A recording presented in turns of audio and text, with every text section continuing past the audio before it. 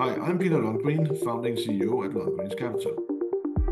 And I'm Mel Lopez, Chief Economist for ASEAN.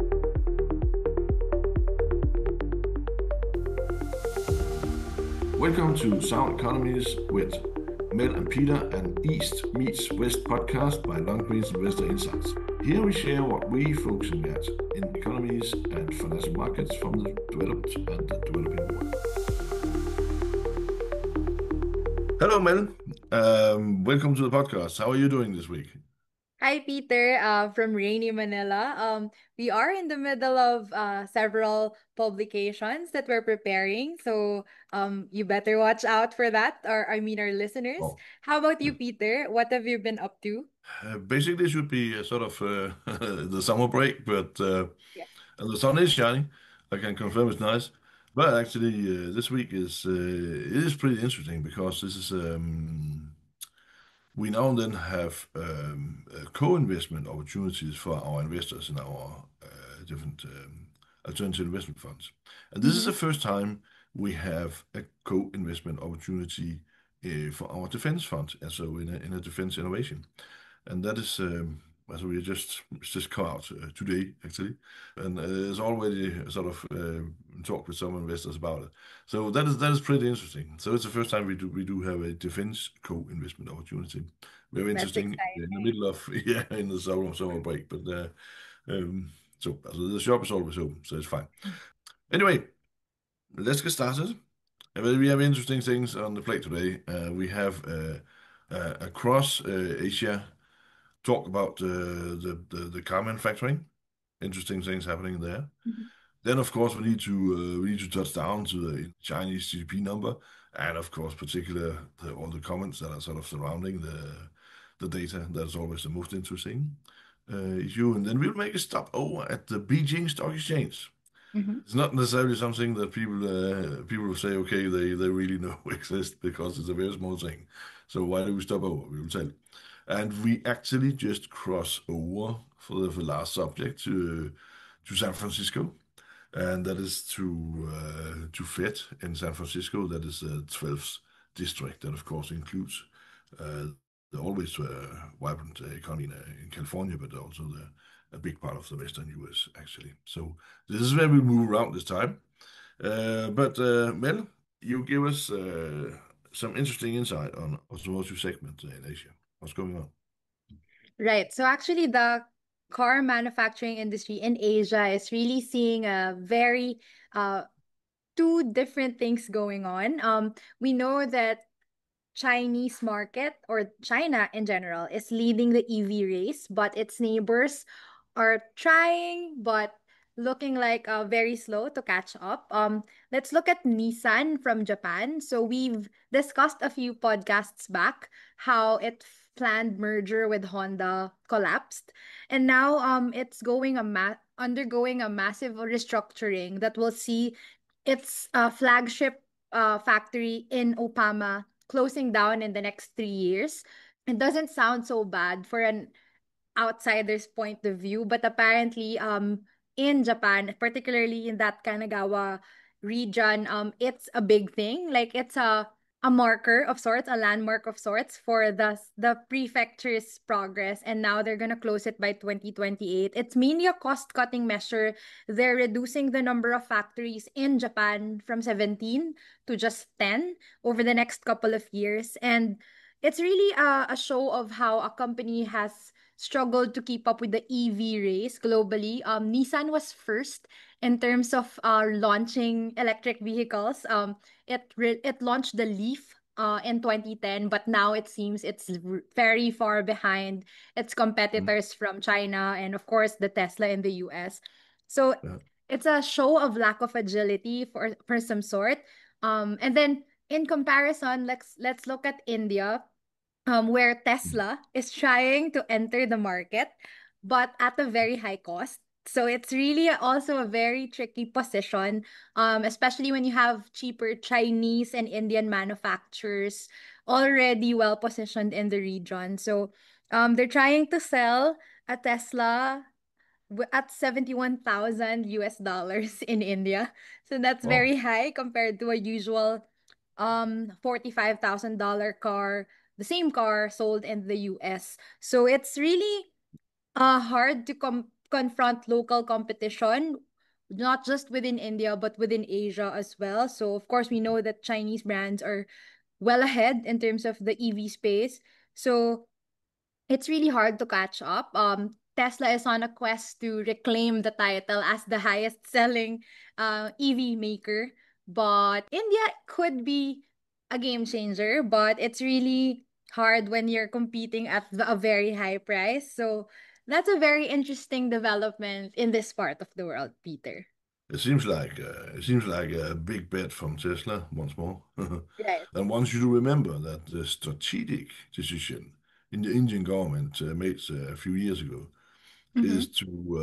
is to focus on Hydrogen hydrogen-based cars, yeah. Mm-hmm. cars, yeah, and they're doing that project together with Toyota.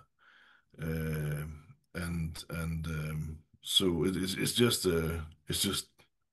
sort of another another uphill struggle for Tesla or any EV cars in India.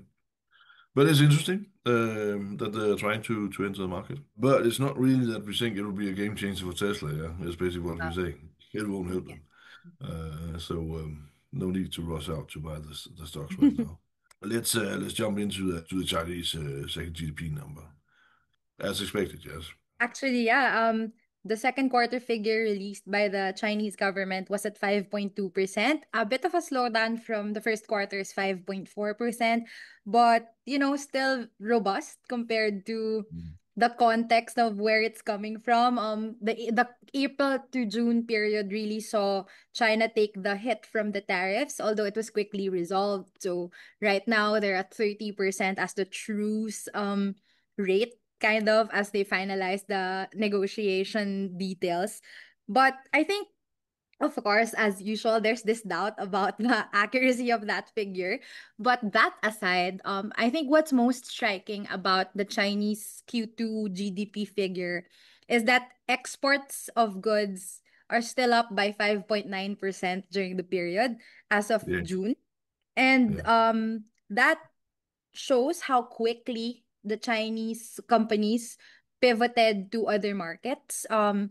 Most interesting for me was that US shipments were down 11%, but shipments to ASEAN were up 13%, Mm. 6% to Europe, and 7% to Latin America. So there's really a very agile response to the tariffs, and this could bode well for Chinese producers moving forward, because now that they've opened up to more markets and they were able to secure a lower rate from the US regarding their imports, then that would open up trade further for China, and that would support faster expansion as well. And another response from the Chinese government is, just a few days back, they announced a stimulus program for employment, to boost employment, because they noticed that youth unemployment, so about 15 to 29-year-olds, it's Mm. very high at 15%, although the headline figure for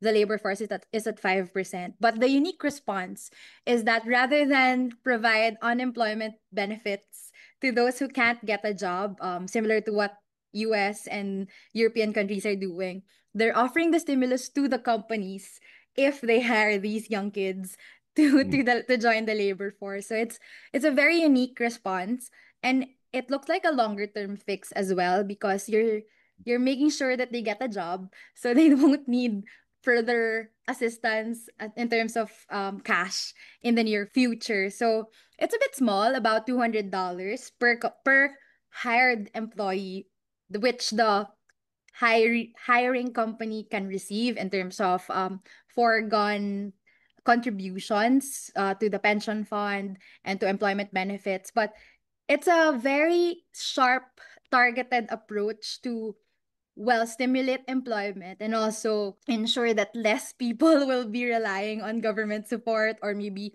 familial support to survive. There is an abundance of workers in China, but yeah, this is a very unique approach to the problem, Peter. But still, there is a problem Yes, that of also course. we need to notice. And again, we are watching out for are these initiatives to get the domestic demand to roll faster. Yes. It's what it's all about, as getting China to become this giant single market. And that would be, of course, interesting for investors. It's interesting to observe the bigger part of China. They are, as we consider a bigger part of China as what we would call an advanced economy, to Mm-hmm. use IMF term as a phrases. It basically means what we call a Western economy. It's not all China. China is so big. There's a giant Yeah. differences within the country. But most of the provinces that have been in the production game for many years, they look very advanced, and then they look Mm-hmm. very much like Western economies, and they actually start to have the same signs of a bit fatigue. They have less entrepreneurship, as a people going independent solo Right. with the business than it was the case earlier in China. So all these sort of advanced economy sort of problems we observe Yes. in China. The interesting thing is, as you say, how are different governments fixing these problems? And if we look across what we again call advanced economies, meaning Japan, partial in our terminology, partial China, and then we take Yes. Western Europe, we take US. There are certainly now big differences in how Yes. the governments are approaching the problem, if they are approaching the problem at all, as getting the domestic growth to roll, because it's actually a bit the same all the way around. But so it is. It's actually pretty important to also the things you highlight there to see how big scale it's done here. But interesting, and I agree. It's these kind of initiatives. They're pointing in the right direction. They Right. probably need to be bigger. That's a key. That was sort of the macro part, China. Yes. Now we will go into a true micro part, and fascinating Beijing Stock Exchange. And you could say, okay, what's all that about? We thought they were in Shanghai and Shenzhen, and they are. Beijing Stock Exchange was established in 2021, Very and new. yeah, yeah. But interesting wise, it's sort of sponsored by President Xi. Hmm. So it sort of, as his office has been involved, and that means something, of course. That will mean something in any country. It's not only in China. But and a background for Beijing Stock Exchange is, of course, that the original IT development and software development, everything in China, that actually originated in Beijing. There Hmm. is today also it's a big thing. There is a half, what we would call a half, I would say half Silicon Valley in Beijing. If you listen to the Chinese, they say yes, they have a Silicon Valley and US has a Silicon Valley, and then they'll point at the Beijing Silicon Valley, and we will say okay, that might be right, but we will call it a half Silicon Valley. But in terms of size, that is actually about what it is. And it's pretty impressive what has originated from that area. If we look into the development now, AI, that is Shenzhen. That is the whole Bay Area, Hmm. where Shenzhen is based, and now including Hong Kong and other areas. Because a Silicon Valley is not just about doing software innovation or AI innovation. It means there needs to be a whole infrastructure about everything as investors of all categories, from angels to fund the before startups and to have and then all the way up to the big venture capital fund, the private equity funds who can carry the successes further on. You need to be lawyers, there need to be everything, there needs to be whatever you need in getting growth companies to grow. Truckloads of governments, they don't understand it. Truckloads of politicians, they don't understand what massive. It's a massive sort of area that such a Silicon Valley is, so to say. Hmm. Yeah. And the new AI valley in China is in Shenzhen. Nonetheless, there is a small Beijing Stock Exchange in Beijing. It has a market cap of 118, Yeah. what do we say, billion US dollar, yeah? Where the combined market cap of Shanghai and Shenzhen is 17 trillion, that's a 17,000 billion. So that indicates how small it is, and it has actually been pretty sleepy. But all of a sudden, it is gaining traction.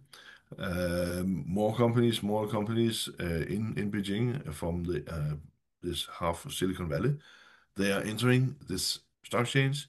It has a low barrier, means it is to access the stock exchange and get an IPO, so to say. They're very low, as the barriers are low. So it's much easier. That is one thing. But as we discussed, you and I, it's also easier to attract capital that way around compared to try to find from capital from venture capital funds, Right. and it needs to be early stage venture capital funds because almost all the companies that are coming in on Beijing Stock Exchange, they are what we call moving below the zero line. It means they're burning money. They're not earning money. They're losing money. So it Hmm. is the unstable life. As it's uh, if we point at our own company and what we're doing with our funds, it's actually a fairly big part of the investments we do in our funds, alternative funds. They are in very young companies. They're not necessarily earning money. They're still burning. So we know we know the feeling of investing into these companies. It is sort of it's a very unstable investment environment. Yeah. But nonetheless, and normally, I would say it is not a particular fantastic company to bring to any sort of an exchange because Hmm. investors are not necessarily used to invest into companies that are losing money. But nonetheless, the Beijing Stock Exchange is up like 35% this year, 35% plus. Investors are flocking into it now because it's where you can get all the new AI stuff. It's where you can get, yeah, all the exciting stuff that might. And the company you buy into might be the new whatever Microsoft or another giant Facebook or whatever. The next It, generation. there is a bit lottery, honestly, on this thing, but we are, of course, not only looking into the macro stuff when we have these kind of Hmm. interesting things. We study a bit and we follow. We look into it. Investors should know that it is governance is already at a lower level than in the Western countries. It's big risk, this one. But on the other side, it is where the next giant fish is swimming around. So, a fascinating story, and I'm Hmm. actually sure that there'll be a couple of stories down the road about companies who have IPO'd there and are all of a sudden a shooting star. Yeah. So, and remember that the Chinese stock market is wild, yeah. And this is really wild. So, but it's still interesting because it is a market where you can access and you can find some of the new stuff. Good. We promised to jump over the Pacific Ocean Right. and arrive directly in San Francisco. It is where Federal Reserve, as U.S. Central Bank, has their regional head office for the 12th district. And the 12th district sort of includes, as the most important, California and some other western states like Arizona, Nevada, Washington, really, Alaska as well as. So some of them. But I've actually always followed the central bank in San Francisco. They do some interesting white papers now and then. And I have the feeling that they are so far away from Washington that they they feel they can speak a bit more freely. It's just simply a many years feeling I have. Hmm. Not that I can, nobody will confirm it, yeah. And but currently, yes, the president and CEO of the Federal Reserve Bank of San Francisco, she's called Mary C. Daly. I'm not quite sure actually on but surname, but she's very open in her communication, and that is interesting. She's been out speaking for depending on how we see the time zone, but for just not that many hours ago on a Rocky Mountain Economic Summit. She just posted on, and now we are not getting paid by either Fed, the U.S. Central Bank, or LinkedIn to to mention them. But anyway, for 5 hours ago, 6 hours ago, she posted on LinkedIn just a short comment on actually recap on what she has been speaking about. And that is interesting. 5 hours ago, 6 hours ago is crisp, and when you listeners listen to this, I think there's only a delay of maybe 2 or 3 hours from me record to republish, and so it's everything is very You're crisp, and very fast. that's quite funny. But she's actually out arguing that the U.S. Basically she's indicating the U.S. should central bank should cut the rates, and this is not what we advocate for here. Well, Yes. it's not our way, but anyway, it's very important to listen to people that has an opposite opinion. And she simply says that she sees inflation is coming back to 2%. The labor market is fine. They don't know sort of the true consequences of all the tariffs going back and forth, but she doesn't really see it as a true inflation booster. So she's arguing for saying, okay, cut the rates. And she is a lady that is arguing they need to act sort of on beforehand of something. They don't wait and see and look into The effects, yeah. sort of and historical data. They need to be on the forehand, and that's actually why she's always interesting to listen to. And as she's of course, I think she has always a voting right in the FOMC. Mhm. So it means that as her voice is important because she's important when we talk about decision Mhm. taking, and she's pretty clear. Uh, and uh, and as mentioned, the Fed San Francisco is always interesting to listen to. They are pretty clear in the statements. So yeah, so that was just concerning the U.S. Interest rate discussion. We do not agree. We think the U.S. will stay, or we think they should stay put and don't do anything. The risks on the upside for inflation and is still too big. Yeah, I've actually talked a lot today, Mel, but apologize. But these are so fascinating topics.